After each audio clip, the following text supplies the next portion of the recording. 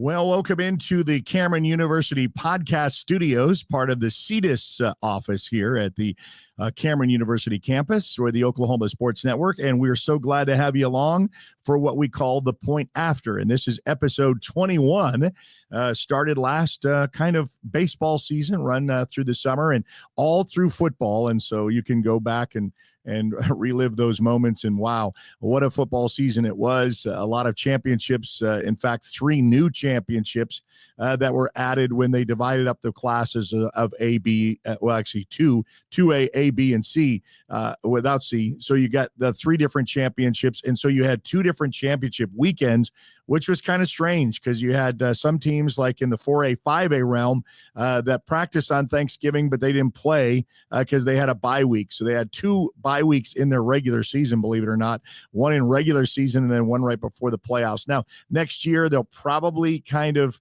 exchange different classes so they don't have to be stuck with the bye week. So who knows how they'll set that up. But congratulations of 2 OSN teams that became state champions over this run. Out of the 13 schools, like 11 made the playoffs.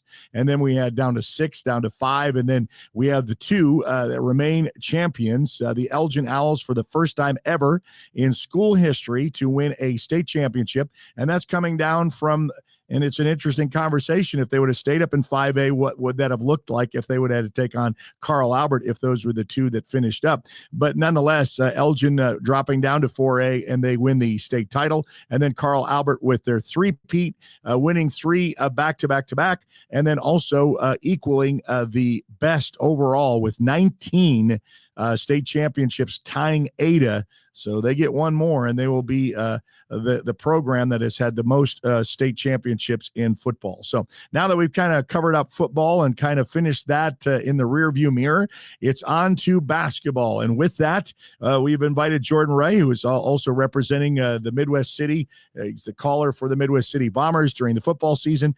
He's all over when it comes to basketball with Dell City, Carl Albert, and Midwest City. And I got to tell you that we started off with a bang with basketball because usually you say, okay, who's who and how is it going to figure out? But it was like a week ago, last Tuesday, that I was able to watch the defending state champions, Midwest City, take on Lawton High, and Lawton High gets a win on their gym. And then you had Midwest City and Dell City. And then I got to see MacArthur. I get to see a little bit of all 3 of those schools. With even Tulsa Memorial when they came down, and we'll add Newcastle in that with the Great Plains Invitational. So we're set for basketball. And how is it looking as we kick off December and getting ready for the holiday break? Well, yeah, these games take on a lot of importance now that we have district play. So these games in December matter a lot. And so as far as how it's looking, I'm going to give you, Eric, an updated poll I have. It's my own personal poll about the 6 Mid-Del varsity teams and who is most likely to win state. So I'll give you first what I had at the beginning of the season or the preseason, and then I'm going to give you an updated poll. Are you ready for this? Yes, I am. You go right ahead. Looks like we got some slow internet, so I'm going to go ahead and get started here. Sure. Okay, so before the season started, this is just the Mid-Del teams that I thought were most likely to win state, and in what order. Again, all 6 teams are going to be good. They all made state last year, but which teams I think are more likely than others based on returning talent. So before the season started, I would have had the Midwest City boys number 1 because of the defending 5A champs. They bring back some good players. And then the Dell City girls would have been number 2, followed by the Dell City boys number 3. Probably a tie for 4th with Midwest City girls and Carl Albert girls.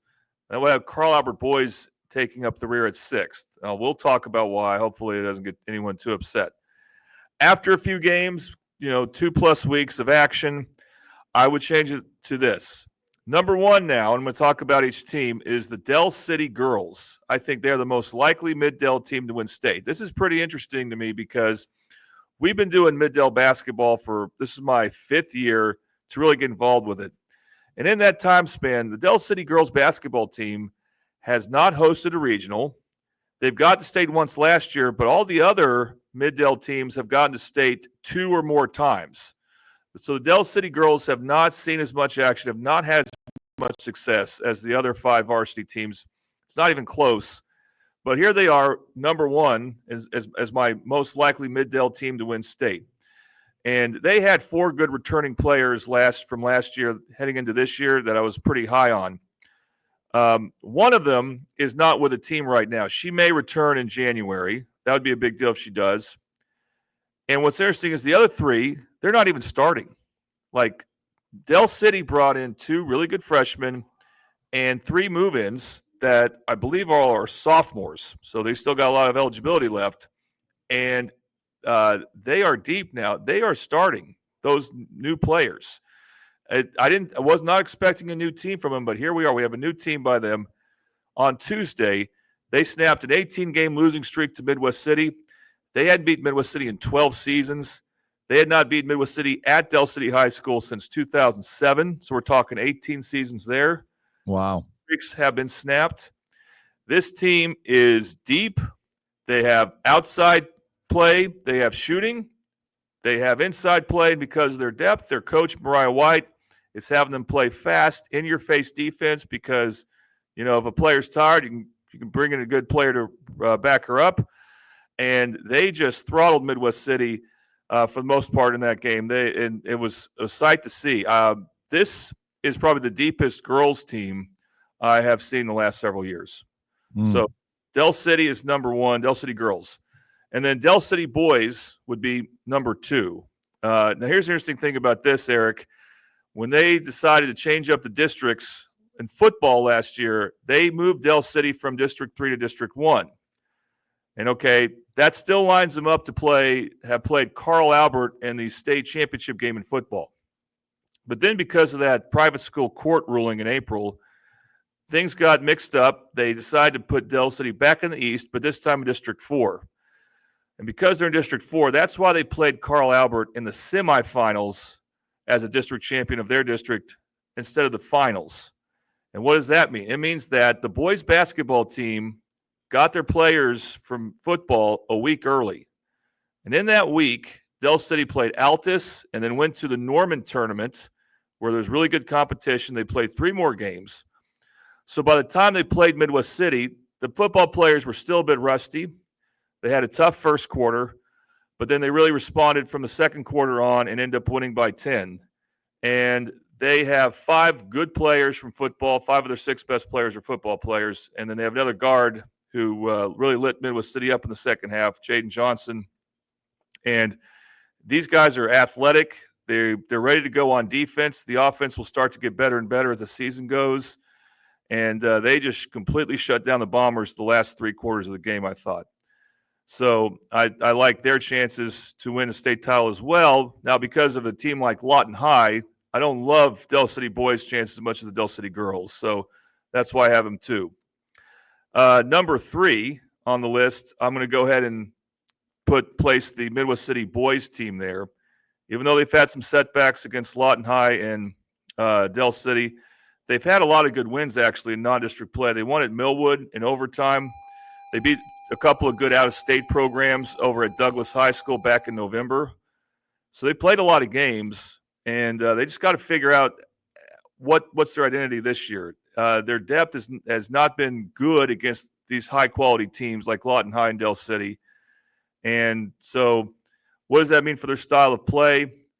And they need to figure out how to score more in the half court. So they have some issues, but I still like the talent a lot. I obviously really like their coach. I coached with him, Tori Noel, and he has our old head coach, Dwayne Bradley, there. So I'm not giving up on him, but I'm going to put him down at 3. They got a little bit of work to do. Interestingly enough, Eric, they're going to play Lawton MacArthur at UConn on the 21st, and then they're going to go to Dallas for a tournament. So they're going to get a lot of good competition over the Christmas break, but their game Friday, which I guess is tomorrow, against John Marshall is going to be a big one. John Marshall's currently undefeated in that district. Okay, the team that I have 4th right now is the most likely Mid-Del team to win state is the Carl Albert girls. They won a good tournament this past week against a team from, I believe it's Moore. It's Moore High School. They won a championship game against. I forgot the name of the tournament. So they're looking good right now. They only have 9 players on their roster as of right now, so the lack of depth can be a bit concerning. They had 4 good sophomores last year, I was really high on them for this year, but two of those sophomores moved out. So they're going to have to bring in some new role players. So far, so good. They haven't, other than Moore, they haven't had a real tough game yet. So I'm not totally sure what to make of them. The fact that they only have 9 players on the roster is a bit concerning, but I think they're actually doing better than I thought they might be. So I'm still high on them, but that's why I have them 4th. In 5th, I would have the Midwest City Girls. Now, they may have lost one of their key players to a knee injury for the whole season, so we got to monitor that. But they're a pretty new team. They got some good move-ins, but their 5 best players from last year that have left either through graduation or from moving out. And against Del City, I think they finally ran into a buzzsaw. We'll see how they emerge from that. I still like their chances to host a regional. By the way, one more thing about Del City girls. They have not hosted a regional in years. All the other Mid-Del varsity teams have hosted a regional multiple times in the last 4 years. So, but back to Midwest City girls. They do have the athleticism, but again, they got to figure some things out after that Del City defeat. I think they can play better against the Eagles. All right, taking up the rear. Don't mean to insult them because I love their coaches and their players. Carl Albert boys. And the reason I have Carl Albert boys last is not only do they have some good seniors leave the team, but some of the juniors like Marcus James, you may have heard of. He's a linebacker from Carl Albert, is going to go to OU. He's not going to be with the team much this year. He won't finish the season with them because he's going to be an early enrollee is what I heard. Okay. Their other 2 good returning juniors moved out. So they are brand new. When I asked Coach Jay Price for a roster last month, he really didn't have one ready to go yet. Now, and he was waiting for the football season to end. He actually has 3 or 4 players coming from football, which is actually a little bit more than usual, at least the last few years. So he's had to bring in a lot of inexperienced players. They don't have a big, deep roster either right now before football ended, but they still won. They still have won their games convincingly against Southeast, Noble, and Santa Fe South. So they have beaten the teams they've played convincingly, but we haven't really seen them play anyone tough. And there's just a lot of unknowns with that team. So that's why I have them number 6. But there's my 6, the 6 teams in order of the teams that I think are most likely to win state this year for Mid-Del. Well, very interesting. And how you put that out. I will say that coming from the Lawton side of things, we get rid of football and I'm just like blindly going in, kind of knowing a little bit of the returners of kind of who's going to be there. I know that for Lawton High, for example, Coach Zoe was able to recruit some basketball players to bring on the football team, and he's been very supportive. And then he goes and shows up to all the basketball games as well. And so you had that kind of mix. And then they come back to the basketball court. And so the first time I was able to see them was against Midwest City. And I said, okay, this will be a true test. You're playing the defending state champion. How are you going to fare with them? They play a very aggressive style defense, in your face, and they can get into foul trouble at times. But they were able to ride that out in the second half. And I was really impressed to see that. At the Great Plains Invitational, got to see a little bit of MacArthur, which I was really unexpected of what I was going to see. And they took Lawton High to the wire in that with an overtime matchup. And then Lawton High goes on and barely wins Tulsa Memorial in an overtime win there. So some tight competition, but it was great to see both MacArthur, Lawton High, and Tulsa Memorial all in one setting. And you can go back and watch that on demand on the Oklahoma Sports Network. We had those games. And then I was able to see MacArthur as a backup this past Tuesday as they take on Elgin. Elgin, kind of like what you were saying about football, had to kind of rewrite their schedule because they had a team that was still playing in the finals. So their first home opener, believe it or not, was just this past Tuesday. And so they're just now starting to get in order of those kind of things. So I think this is going to be a fun, exciting basketball season. And then you add Newcastle to the mix of our 13 schools. And we'll break it down a little bit later on as these podcasts will go on. But the Bethany girls who won a state title a couple of years ago, how does Bethany look in that mix? Because they're one of our newest schools added. So you've got Jones. That's another school that we added this last year. So I think the basketball season will be just as fun as the football season with a lot of successful programs. teams. And, I think I mentioned Newcastle in there as well. And so you've got a lot of great basketball teams with great matchups, and we're looking forward to it. I think really you get through the holiday break because I know a lot of them will either in or out on these Christmas tournament types, so to speak. But you get to January 1 and fasten up your seatbelt because basketball's in full swing and we're ready to go to kind of put the sticking order in. Let me add a couple things here. Del City boys basketball is hosting a festival over the holidays, and I'm a big fan of this because having been an assistant coach for a few years, I found that when they had those tournaments between Christmas and New Year's, that's just a great time to play basketball because you don't have school going on, and it allows the players to focus on basketball the entire day. Those tournaments that take place during the school weeks, those are long tournaments because you got school during the morning and afternoon and then games in the evening or games during school. So you got to take students out of class. So I'm a big fan of minimizing that by playing more games over the holidays. Del City is going to host a festival, like I said, where they'll play a couple games. We'll put on the network. One's against Ardmore. Another one is against Lawton MacArthur. That's going to be Saturday the 28th. Also, Lawton MacArthur girls are playing, so I want to put their game on against Tara. And Carl Albert girls will play Seminole. Those games will be Saturday. And then Del City Ardmore on Friday. So during the holidays, we'll see some. Now, those aren't district games as far as basketball, so they don't have a ton of significance other than just seeing which teams play well and which teams are going to build from those games to get better when they do play district games again in January. And, of course, you mentioned Bethany and Newcastle. Josh Calloway and I will try to have one of their games later on in January. And then we hope to have maybe a Jones game, in fact, hosting a team that we might see on the Oklahoma Sports Network next year. But I would let you announce that, of course. So I'll keep that a mystery. Well, no, that's fine. I appreciate that. Okay, so yeah, I mean, looking to add some schools. We've got 3 verbal commitments already. So it takes us from 13 to 16, and so the network keeps expanding. So if you know of a school that's interested of hopping on board, not much details about it. As far as what you want to ask, you can just go to our website, contact me by email, and you can find out more. I know you're excited about basketball. You eat, breathe, and live this, and so I'm going to have you as a weekly guest for us to kind of really break down kind of things, how they are matching up, how are they faring, because basketball is fast and furious. Unlike football, you get to digest it once a week. Basketball, you got Tuesday and Friday games, and you got, what's happening a lot in a week's time in basketball. There's can be a lot that's happened in just a short period of time. Yes, and you don't forget about tournaments like the Titan Classic.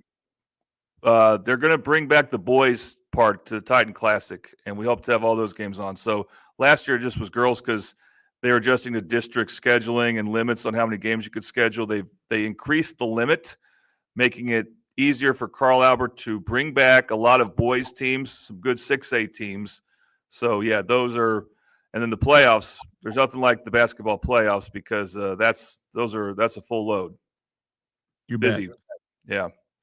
Well, Jordan, I appreciate your time. And of course, we're going to, of course, you're at Mid-Del and representing Midwest City and Del City and Carl Albert very well. So we'll be able to get a handle on that and all of your, and we like your little polls. So you can kind of, and then you can massage those. I see that in football all the time, like Tom Brady's doing his Power 5, and of course, Smith brings his, his top 5 in football too. So I like that aspect of it. All right. Well, Jordan, we'll of course invite you back as we continue on a little bit later on, and we want to appreciate you for being a part of this podcast. You can download us on Spotify, of course, wherever you listen to podcasts. That's how you found us, and then on YouTube as well.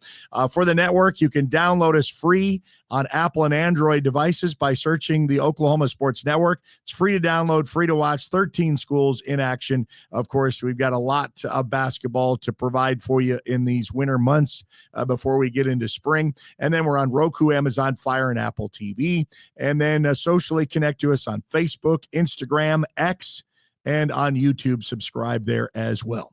So, episode 21 in the books. I want to wish you a very Merry Christmas and a Happy New Year. Happy holidays to you. This is the week before. I think we'll probably take next week off because Christmas is on a Wednesday, kind of lands right in the middle of the week. I know for business purposes, that kind of disrupts things. You may get half a day Tuesday and then Wednesday, and some of you have to go Thursday, or you just take the time off for the full week and come back on Monday fresh and new. Well, you've been listening and watching a presentation of the Oklahoma Sports Network at the Point After, live from the Cameron Studio Podcasts in the Cetus building at the Cameron University campus.